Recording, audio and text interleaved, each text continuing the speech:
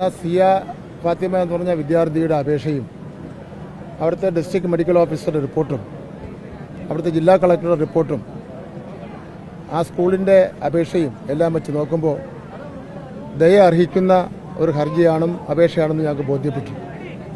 നിയമമെന്ന് പറയുന്നത് സാധാരണക്കാർക്കുമൊക്കെ വേണമല്ലോ. നിയമം എന്ന് പറയുന്നത് ജനങ്ങളെ സഹായിക്കുന്നതിന് വേണ്ടിയാണല്ലോ നിയമം. ആ കുട്ടിയുടെ ഞങ്ങളെ എല്ലാവരെയും വേദനിപ്പിച്ച സംഭവം, അവൻ ജില്ലയിൽ മത്സരിക്കുമ്പോൾ അവന് ഒരു അസുഖമില്ലായിരുന്നു, എ ഗ്രേഡ് കിട്ടി. സംസ്ഥാനത്ത് മത്സരിക്കുമ്പോഴാണ് അവന് അപൂർവമായിട്ട് രോഗം വന്നത്. ആ രോഗം ബാധിച്ചതിനെ തുടർന്ന് അവൻ ക്വാറന്റൈനിൽ ജീവിക്കുകയാണ്.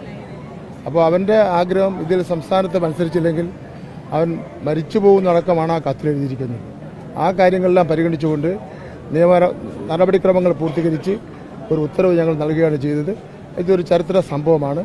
ഭാവിയിലും ഇതുപോലുള്ള കാര്യങ്ങൾക്ക് വേണ്ടി വർത്തമാന കാലഘട്ടത്തിൻ്റെ സാങ്കേതിക വിദ്യയൊക്കെ പ്രയോജനപ്പെടുത്തിക്കൊണ്ട് കാര്യങ്ങൾ ചെയ്യേണ്ടി വരും എന്നാണ്